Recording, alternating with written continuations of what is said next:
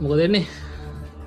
මොකද වෙන්නේ කියලා නම් ඉතින් අද ෂූට් එක උත්තර ගන්න ගමන් දවසේ කප්පුට් කරන් තියෙන්නේ. ඉතින් අපි ලොකු කැමරාවක් පස්සේ ගාවා ෂූට් එක කරන්න. ෂූට් මට දෙන්නම්.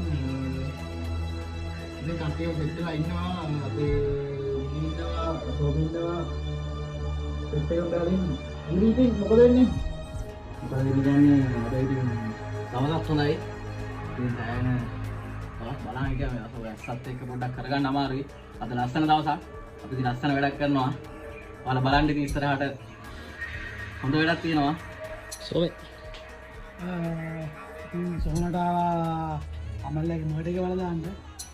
වක්කේරෝන එක පාත් කරනවා. අමල්ල හදිස්සියේ මල්ලේ විස්කතුනා එන්න අපේ යන්න ඕනින්ද